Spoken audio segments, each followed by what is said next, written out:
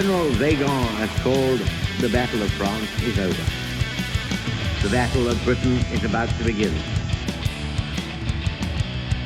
Welcome to the Lead Pursuit Podcast, a podcast covering Blood Red Skies, a game of World War II aerial combat. Welcome to episode 3 of the Lead Pursuit Podcast. Today's episode will be focusing on hobby techniques, and joining me tonight is Brett. We're going to talk through a little bit about his aircraft, his air forces, and the things that he's learned moving into the hobby techniques for Blood Red Skies. Because what you have to admit is they're going to be a little bit different from what you're used to. If you're a 40K player, maybe even if you're a bolt action player, the scale of the models is different. The techniques you might use are a little different, but there's probably some things that'll stand you in good stead if you bring those techniques over. So Brett, how you doing tonight? I'm doing great. Awesome. Good to talk with you again. And I know we had a lot of fun this last weekend. So thanks for hosting a chance for us all to play Blood Red Skies, spend a lot of time eating pizza, drinking beer, and shooting down each other's airplanes. I hope you had as much fun as I did. That was a blast. I loved it. Well, I also really appreciate you letting me push your ME-109s around the table, because you've done a great job painting those up. And it was nice to play those against Chris, who isn't here to defend his virtual reputation, so we can say terrible things about him. As he's back up in Michigan today.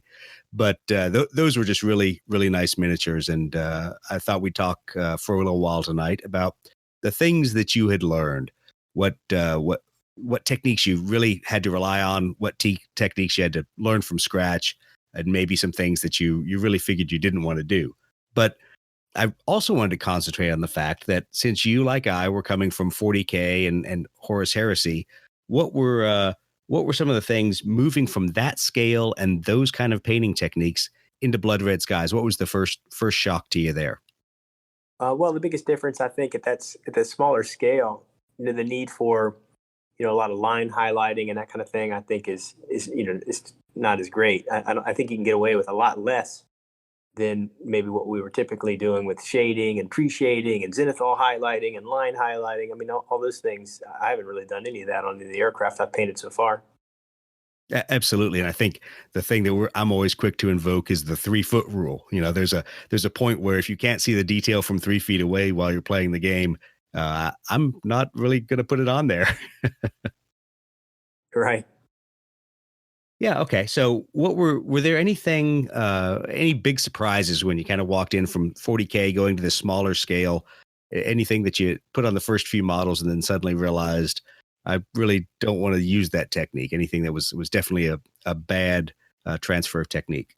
Well, the paints that I was using for accuracy were primarily airbrush paints, which are great to the airbrush. But when I was trying to paint straight lines for some of the Luftwaffe camo patterns, doing that with a brush was just tedious. It wasn't hard. It wasn't impossible, but it just took a lot of coats. And right. At that scale, it's not like it was a technique where I could easily mask a straight line on that small of an aircraft, Whereas, if it was a big model of a tank or something, masking and all that would be a fine thing to do with an airbrush, but that's not really happening at this small size. So for straight lines, masking anyway at this scale didn't really seem appropriate. I think we talked about this in like your RF models, your Spitfire models, that sort of organic kind of camo pattern, a little bit of silly putty or some blue tack works great. And you can just hit it with the airbrush and move on. Absolutely. Straight lines, yeah, not so much. So I was doing that. I mean, it's not a big deal. It's not hard, but it took a little longer, to, multiple coats to get it to stand up and look smooth. So that was kind of a pain. Well, that's great, Brett. I know a lot of guys have experimented with using some of the smaller Tamiya tapes and some other things for straight lines, but we'll all have to see how that works for each of our individual techniques and depending on the aircraft and the paint scheme. So one of the things I really wanted to discuss was, choosing the airplanes you chose to paint and matching them to a paint scheme. Because once again, if you buy the box set, it's a little bit chosen for you as to what you're going to paint. But what you choose to buy next and what you choose to work on next can sometimes drive your hobby frustration. If you say, all right, I did a very basic model scheme on my ME-109s. Now I want something with a little bit more drama. How'd you find that working out for you, since I know you acquired a couple different kinds of aircraft? Yeah, well, I want to paint all the Luftwaffe aircraft.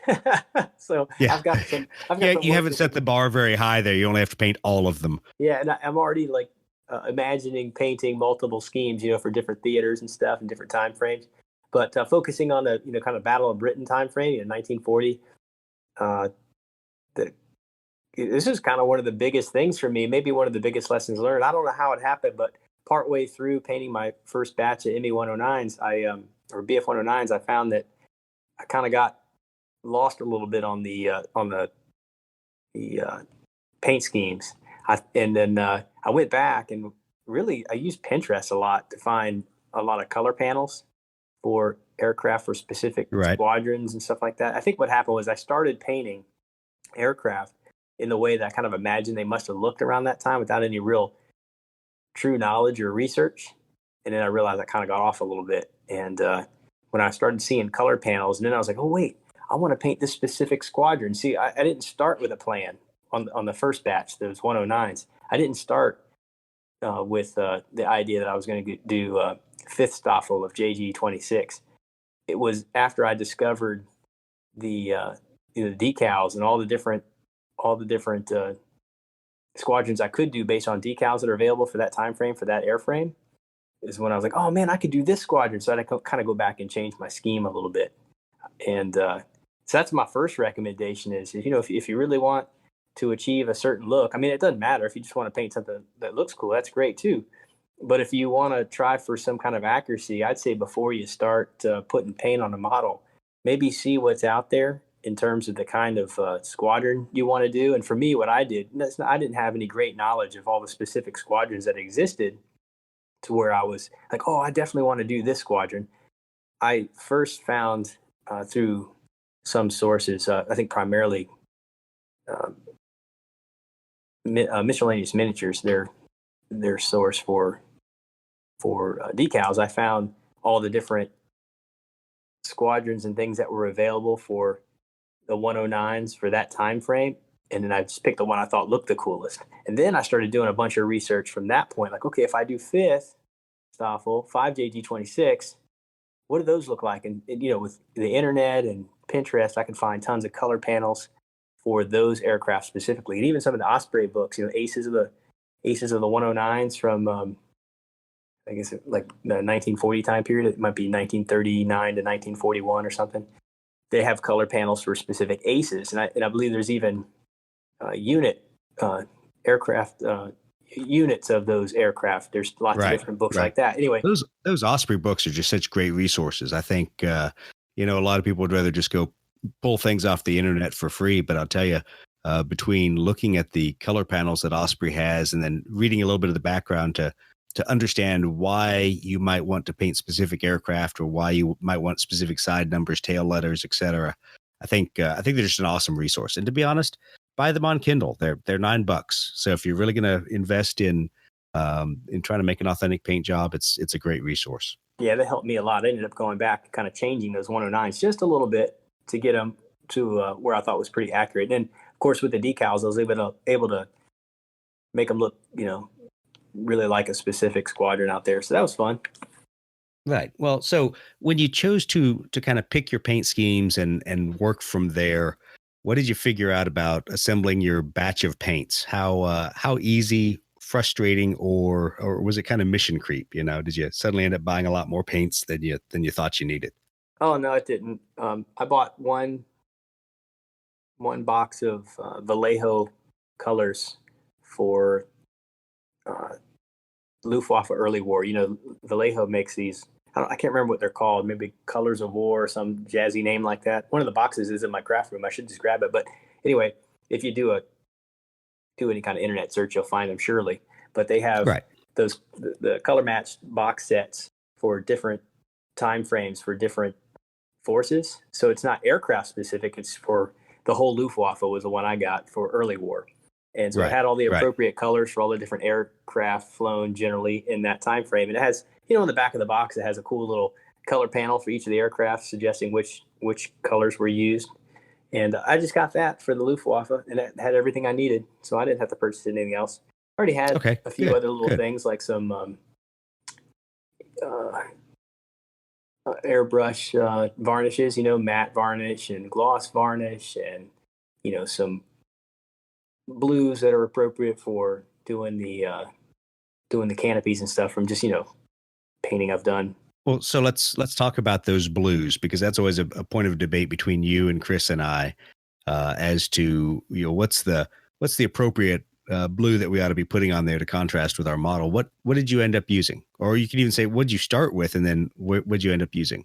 Yeah, I ended up using some GW paints, and you know what? While we're speaking, I can grab them. They're right here, just so I'm telling you accurately what the colors are. All right, I'm just pulling them out of my paint shelf here. So I started with a base of Calidor Sky, and then I just highlighted up with Teclis Blue, and then Lotherm Blue. Okay. And so it's 3 colors going from darker to lighter. And I changed my technique. Now that I'm working on these zeros, I really want to go a lot lighter on these canopies. At first, I thought what I was trying to do was just kind of reflect the color of the sky as I imagined it might have been in, that particular theater and time frame or whatever. I'm thinking over the English Channel, maybe it's a little darker than over the Pacific. But you were showing me when you were here some actual photographs of aircraft in flight, and clearly the canopies appear much lighter. So, and I'm more satisfied with the way the canopies look on the zeros that I'm doing now that they're much lighter. So I think my future canopies will be lighter. In fact, I'm highlighting up to another edge color. I think it's called Blue Horror. It's almost a bluish white. It's very light, and I will continue to do that same technique, but I think I might start with the Teclis Blue, the layer color, and just not even start with the Calidor Sky as a base. Just use that next lighter shade as my base, and then highlight higher up almost to white, and use it broadly so that there's just a thin dark line around where the canopy meets the fuselage, but the rest of it absolutely, yeah. I think that was my biggest. I don't want to say debrief, because really it's your own paint scheme, but looking at the two side by side, I really liked how it was done on the Zero a lot better than on the ME109s and ME110s. It seemed a little too dark, too night-like. Yeah, I like it better that way too. It was good. That was good feedback, and I think kind of figured it out as we go, because I've never painted little 1 to 200. Yeah, well, and that's why we're doing the podcast as well. So I bet there's plenty of people out there who are painting the aircraft for the first time. That's the first time they've painted that small of an airplane before, and it's certainly different techniques and a lot different than painting, say, a Warhammer 40K Flyer, where all of a sudden the canopy is almost larger than the airplane that we're painting right now. So if you paint your canopies in 40K, it's a lot different techniques. You necessarily can't have some of the smooth gradients. If anybody out there is listening and is familiar with painting from fantasy line or sci-fi line or anything from GW or whatever, my initial start on the canopy painting was to kind of do like a blue gem technique that you might be familiar with if you're doing those kind of models, but it was too dark. Yeah, and I think that's one of those things that it's kind of a negative transference, because we're used to seeing it on a very small piece of detail that isn't always the focus. It's just a piece of other detail. But those canopies people really focus in on that part of the airplane. So it requires a little bit more contrast than some other areas. That initial color choice I used would have been good on maybe night fighters if you're trying to portray like nighttime. Yeah, absolutely. And it's an easy fix. I could go back and easily just with, in minutes really bring those up to a lighter color, and it would be a very easy fix. I haven't bothered doing that, but. So let's talk a little bit about the techniques you're using, because you obviously talked us through the canopies, and we kind of skirted around the camouflage a little bit, and how you were doing that. Can you kind of walk us through start to finish, either on a ME109 or on one of your zeros, just the techniques you used to get the results? Because if listeners want to go out to our Instagram, they'll see some images of your aircraft out there. They can also see them on our Facebook and on our website. The gallery on our website obviously is not as full as the one on Facebook, but if you're looking on Facebook, you can go straight under there and look at Brett's Works in Progress, and it'll show all your aircraft that we've got photos of, and hopefully it'll help people kind of match the techniques to what they're seeing there. But let's talk through an individual model, and let's say it's one of the ME109s out of the box set, because a lot of our people will have those to paint, and they'll have picked out the individual squadron or ace that they want to replicate. But walk us through your priming, your painting, your detailing, all the techniques that you take you right up to getting ready to put your decals on. And let us know how you did it for those ME-109s, because I think they look pretty spectacular. I think a lot of people would like to know how you did it and how you made it easier on yourself rather than painting a large aircraft at a small scale. Okay, yeah. Well, I did learn a lot, I think, by starting with those 109s. And I think my technique is continuing to improve on these as I'm learning a little better. But I started on the 109s and I primed. Well, first of all, before I even primed them, there's a little prep work you have to do. I had to clean up the sprues, any mold lines. I removed those. Yeah. And, I had a little bit of that too. Not as much as I thought I'd have, but a little bit on the Spitfires. Yeah, some of the wings on the 109s in that box set were a little wonky. So I did my best with a hair dryer to kind of straighten them out. For the most part, I was successful. I didn't go farther than that. I know I could have, probably used some really hot water or, even some more advanced techniques to really get the bend out of some of those, but I didn't go that far. I think just getting them generally straight was, they looked okay.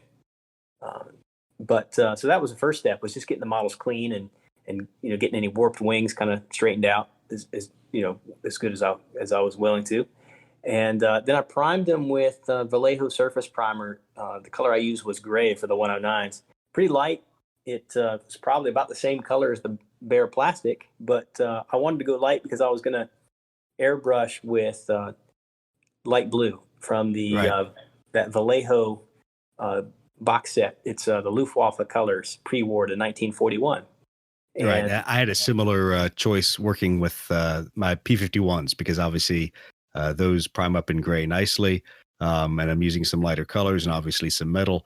But there's a point where you go, how much primer did I really get on there? And thankfully, at least the P-51s were blue, so it was easy for me to tell when those models took the right amount of primer.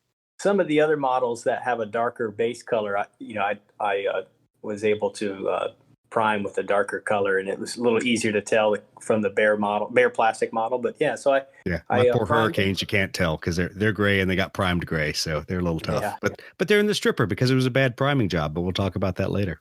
That's right. I found it really pretty easy I used an airbrush for the primer application, and then I airbrushed the bottom of the aircraft in the Hellblau from that Vallejo kit. So that's the bottom color, that light blue. Then I simply flipped the models over, and without masking or anything, I just airbrushed the grau, the gray color, over the top surfaces of the whole aircraft. And then I just went back with a little bit of Hellblau or the grau. The Hellblau or the grau. I guess I'm speaking in German here, but that's what they say on the bottles. And I touched up any place where there might have been a little overspray or anything like that. But there really wasn't much. I thought, oh my gosh, this is probably going to be a big mess. But it really wasn't. Just, let the aircraft mask itself. I just sprayed it at a 90-degree angle, top down, and then, the bottom up, so that the colors went where they're supposed to go. Very little overspray, whatever there might have been, I just touched up with the appropriate color. Then and I want to kind of just stop on that technique for a second, because there may be people who say, well, these models are way too small to airbrush. And I found it really easy with getting upper and lower wing coats on. And of course, there's some places I had to go back and touch up around the nose and the tail of the aircraft. But it was actually pretty easy to self-mask those areas by just painting the upper and lower surface. That's right. Well, plus I was batch painting too. So I was painting 7 aircraft at one time. And I had them the way I use little wooden skewers. They're literally like barbecue skewers or shrimp skewers or something, kebab skewers. I'm not sure what they're for, but I got them at the grocery store, and I trimmed them a little bit so they're not overly long. Stuck the sharp end into a cork, a wine cork that was glued to a little plastic base so it could stand up on its own, and the other end, the trimmed end, I just stuck into the bottom of the aircraft. So now they're like little 109 popsicles on my paint desk. And if anyone wants to buy the properly sized Blood Red Skies Lead Pursuit podcast skewers, we'll be selling them for $8.99 for a pack. That's right. Now, go out, find them at your local grocery store and cut them in half. They'll be good. That's right. Yeah, that worked out well. And, I can set them around and, paint on them and stuff pretty easy without touching the model. Or without sacrificing a Blood Red Skies stand, as Chris did. He did that. Okay. He did, and it worked out well. We'll talk to him later about how he did his. Might be a little more precise than ours, but I think I'm a fan of your wooden skewers over his sacrificing a stand. Yeah. Well, once I got those base colors on top and bottom, then it was just a little bit of brushwork. Now with the one, really all the Luftwaffe aircraft for early war at least, their camouflage patterns are straight lines, fractal pattern almost. It's right. The you know thing what I'm talking about. Doing with a brush. Yeah. So I didn't. I thought I might be able to get away with masking and laying those darker colors on, but the size of the models, they're so small. Masking really, it didn't seem practical. Did you have like the 2 mil Tamiya tape or any of those? Yeah, and it still didn't work out. Okay. Yeah, I've got some really small. I have yet to try that. I'll be honest. But watching somebody do it on YouTube and it actually turning out right are two different things a lot of times, at least for people of low skill like me. Yeah, I've got the stuff, but I started placing pieces of tape, and that was my original intent, was to mask it and spray so that the color, the darker color would come out nice and smooth. But it was just so cumbersome, and I thought, I'm going to spend a ton of time masking and correcting overspray. So I just did it with a brush, but that was kind of a pain because, of course, I'm using these airbrush paints, so they're pretty thin. So it was multiple coats. That was just kind of a little drudgery, monotonous, multiple layers. Well, that's where I'll make a pitch for batch painting a minimum of 2. And I know sometimes people want to do unique ace aircraft, and that's great. But where I found batch painting 2 was convenient was I was also using Vallejo airbrush paints. And so when I was touching up overspray, it was really easy to touch up one model, set it to the side, go touch up the other one. And about the time I touched up the other one, the first one was dry enough. It was ready for a second touch-up coat in those areas. Because it did take me, in some cases, 2 or 3 when I had some bad overpaints with black on my engine nacelle detail. But sometimes it took a couple coats of that paint to sufficiently cover where your mistakes were. I probably could have gotten more utility out of my airbrush on that step, especially for the yellow noses on the front of the 109s, because that's a pretty big section of the aircraft. I probably could have masked that with with some tape, like the Tamiya tape we spoke of, and then covering the rest of the aircraft in some simple plastic wrap from the kitchen, and just gone. If I was doing it over again, that's what I would do. I would have sprayed those noses, because not only was the yellow, again, a color from my airbrush kit, but it's also yellow. So that's come on, don't make fun of Imperial Fist yellow. It's the easiest color to paint. That's what we tell all of our new joins. Right. But that was the technique I used for getting all the colors on. I had a little setback in that I was so eager to get painting that when I first started batch painting, I was basically coloring or painting the color panels that was on the back of the paint set box for 109s. But that doesn't exactly match the squadron I ultimately wanted to paint after I found these cool decals and started geeking out over stuff I was finding in books. So I had to go back and kind of change things a little bit. But that's where we talked about, if you start with a plan, that kind of thing won't happen to you. It wasn't a big deal. It shouldn't happen to you until you end up like me working on the Wildcat and realize halfway through you want to change the color that's already on the underside of the airplane. So you may have planned it right and planned everything, and then you just don't like how it turns out, and you end up trying to paint a lighter color over a darker, and that light gold gray goes on super thin. So for anyone painting Pacific Theater, get the undertone of your airplane right the first time. Right. So once I got all those colors on, and at this point, my 109s have all the undercolors, the yellow noses, the yellow tails were appropriate, and the darker green, I think it's called grau.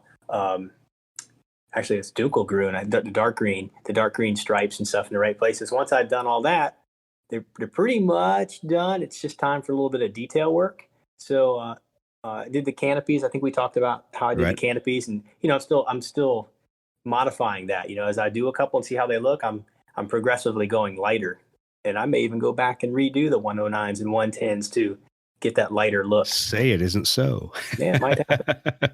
That was one thing too, talking about canopies that we didn't talk about before. Initially, I glossed the canopies when I was done with them. I don't know. I've since gone back and put a matte varnish on them, but I might go back and gloss them up just to give that glass appearance. I'm not sure. We'll see. But all the colors. You missed your calling as a nail painter. I want you to understand yeah, that. Right. all the colors are on at this point, but I've done no weathering, no real details, and no Right. decals. So let's talk about that weathering. I mean, because once again, we get back to that 3-foot rule. You can spend all day putting weathering, putting edge highlights, a lot of things you can do to bring out the detail. But what did you choose in the end to help bring out the decal or the detail? Well, on the 109s, I did something that's probably not the most ideal method, but I think if you're careful, you can get pretty decent results. I think it's especially true if it's a generally generally darker camouflage pattern. But I just took some basic acrylic, like a black varnish. I used GW Nuln Oil. I used the gloss version. Right. And I washed the whole aircraft. And I know that's kind of blasphemy because an acrylic wash over the whole aircraft, especially this size, it could be, you could get coffee staining. Well, there's a lot of people I've seen that have done that. I even did that on one of mine. Really didn't like the results. I mean, it looked like the entire underside of the Spitfire was leaking oil. Mm-hmm.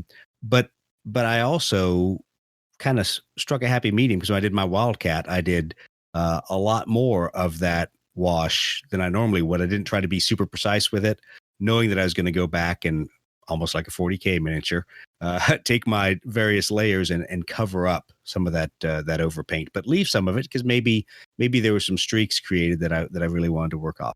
Right. That's kind of what I did. So instead of like a traditional wash where I just slopped it on, I was actually very careful. Now I would use a pretty big brush, like a typical wash brush, and I'd get a healthy amount loaded in the brush. I typically will dab a little extra off on a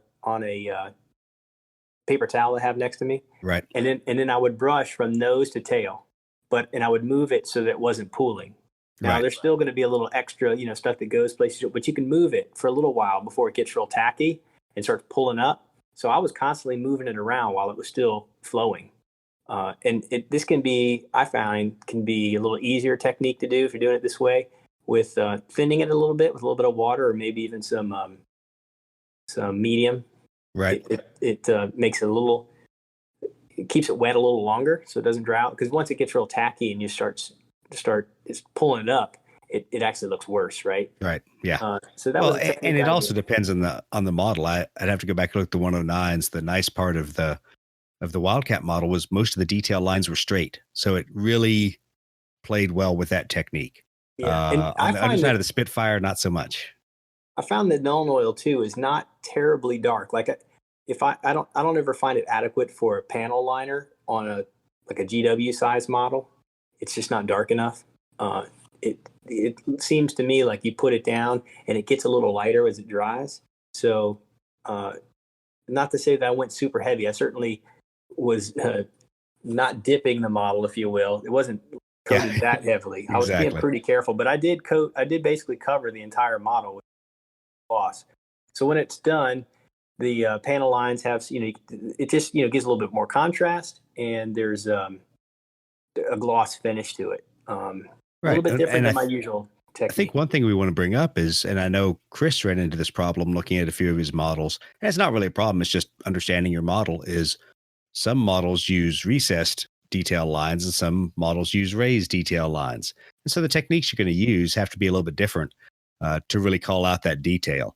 And if you expect a certain process to work on the Warlord plastic models, then you go over to the Zvezda plastic ones that have raised detail lines, and all of a sudden it just has to work out a little bit differently. Right.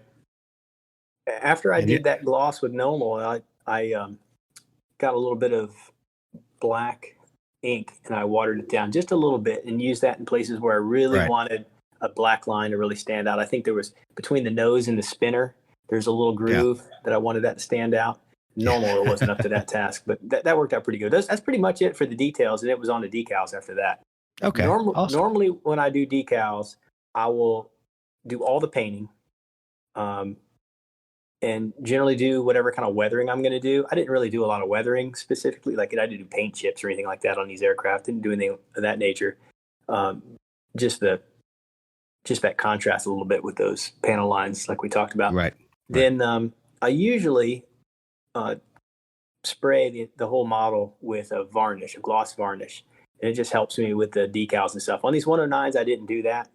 I thought, well, let me just try it without that because I've got this gloss. That's why I use the Nuln gloss. And I figured since I went all over with it, I already kind of had that glossy kind of texture. That helps with the decal sticking really nice and to a nice smooth surface. You don't see the decal that much, right? Right. This is a technique I've used. But usually, though, I use a whole separate gloss coat. I didn't really do it exactly that way. But all the decals went on fine. After I put the decals on, I use micro set to get them to kind of soften a little bit. Right. Once they're dry, just from water, putting them on, I'll go over with micro set. Once that's dried, I'll go with microsol. Sometimes I'll use the microsol a couple times, and I find that just helps the decals sort of shrink and melt into the details a little bit, like the little panel lines. Absolutely. And, and sometimes even after that stage is done and the microsol is done, I'll go back in with my thumb and just press on the decals. They kind of get soft, I think, from that micro set and microsol. And I don't do this when they're wet because they're really easy to mess up. And I certainly don't want to put a thumbprint in them. But once it's, pretty dry or totally dry, I've come back the next day to do this. I will intentionally press on all the decals. So if I've got a big cross on the side of the fuselage, I'll press on that pretty hard with my thumb. And I find that little bit of pressure pushes it down into those panel lines in case it hasn't already just kind of on its own melted in there. And I find that's usually the last thing I need to do to get those things to really that's something I'll have to look at because I'll be honest, it was inconsistent on my aircraft as to whether the decals really got melted down and into the panel lines.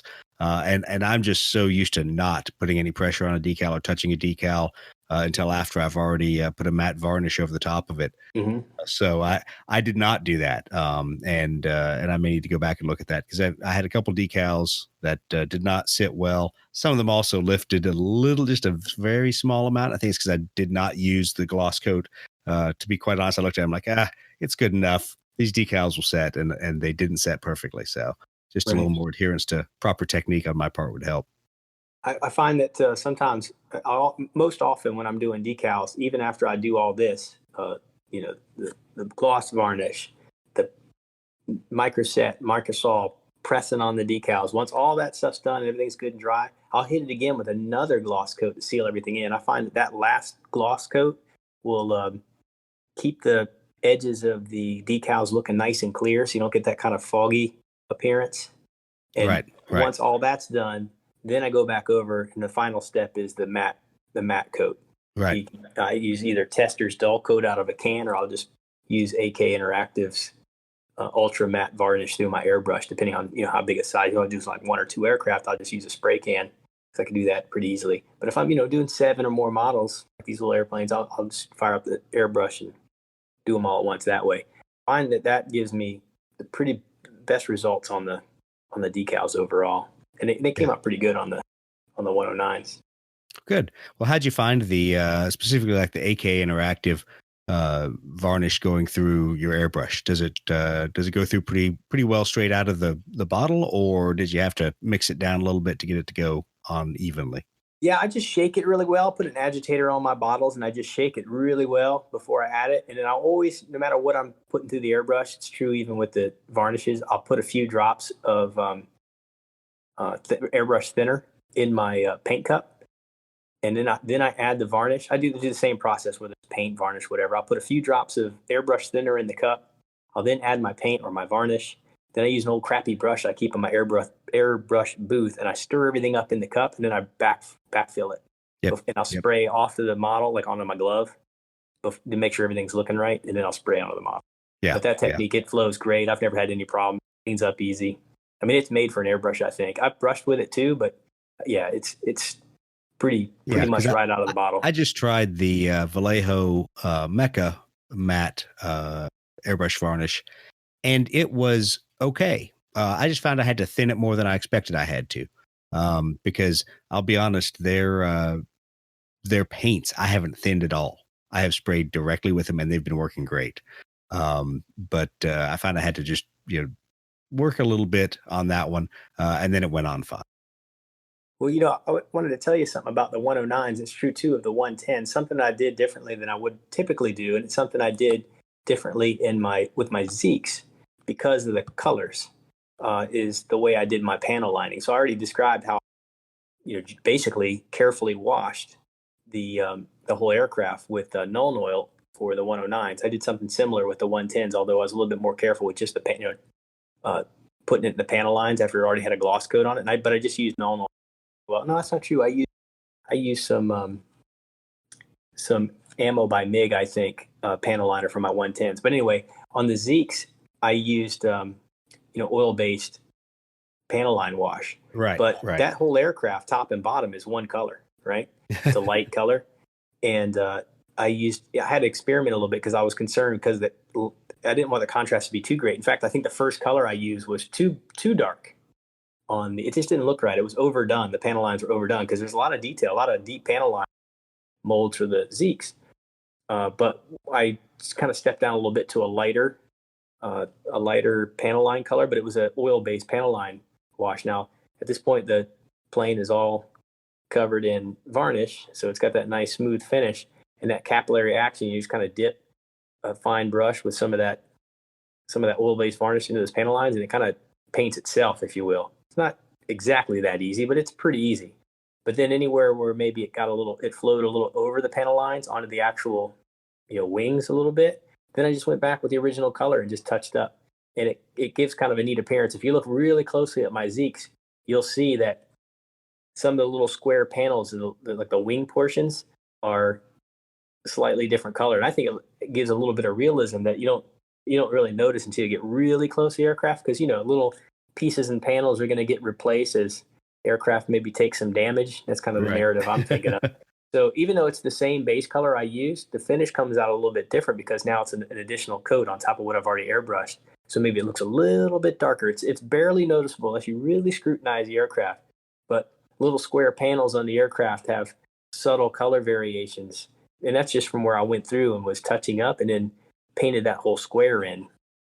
That was something I could get away with doing that kind of thing because the Zeeks are all one color. Not so much on the 110s or the 109s because they have multiple colors in their camo pattern. Well, one of the things that some other people may be wondering is, is there any utility to changing up the actual styles and paint brands of the washes and some of the tone that you're putting on there? And I think there is, just like you talked about using those MiG inks for certain things. I use Army Painter a lot, and I use Strong Tone on mine because I knew I wanted kind of a dirt look to my Wildcat, because it was Cactus Air Force there on Guadalcanal at Henderson Field in a thoroughly dusty and terrible environment. But I think you really got to kind of experiment with it a little bit, and don't be afraid to have to go back and redo the work on that lead airplane that you started painting until you really get an understanding of how it looks at that scale. Because things that I was used to using for a 28 millimeter Space Marine out there and how I wanted to show dirt and dust and stuff, that just kind of disappeared at 3 feet on these models. So if I use like a soft tone, could barely even notice the difference. And I think you probably ran into that a little bit with your pistachio colored zeros, as we'll call them. That's right. Yeah, I had the first one. I tried some different things on the panel wash, and I ended up changing it because it just wasn't right. And I settled on something that looked better. But like you said, you practice on one and see what looks right, because at this scale, I guess it makes different. What would work? It really does. Yeah. Awesome. Well, I really appreciate you taking the time to walk through these different steps with us, because I think there's a lot of people out there who've picked up a box set. They know generally what the Battle of Britain paint jobs look like, but it's the question of how do I start and not screw it up. Although I'll be the one to tell you that these plastic models survive perfectly fine in a bucket of stripper, and I use Purple Power from Walmart. So that stuff won't eat your plastic, and it worked perfectly fine. And this allowed me to salvage a couple of my Hurricanes and one of my Mosquitoes that I did a conversion on that I'll have to start all over again. But that's all right. Well, so one last thing, covering some of the lessons we've learned. What are the things you took away that you're definitely not going to do again? Or if you have a chance to provide a warning out to the rest of the community, to people picking up the box set and starting up, what's kind of your hot button thing that you've learned didn't work that you want to make sure everybody else knows? Well, I felt it most acutely with my 109s because I just started painting and I was kind of following the box art on the back of the paint kit I had, and I could have saved myself a little bit of time if I'd first started with some of the color panels in the Osprey books, or just kind of perusing one of the websites for the guys that are selling tons of 1 to 200 scale decals. Right. So I could have landed, on the proper color scheme for those guys. That's the biggest lesson learned for the one. And then, now that I'm doing more, like the whole thing with the canopies we talked about, I really want to lighten up my canopies. Yeah. Yeah. Well, I think for me, a lot of it is just learning the scale. I mean, there's, if I could lump all of my mistakes into one thing, it's these aren't 28 millimeter Space Marines. So they're going to require different techniques, and they're not even 28 millimeter vehicles, Imperial Guard vehicles, or anything that's going to be dusty, dirty, well worn in a World War II like environment. The techniques are very different, and sometimes it's a little more forgiving.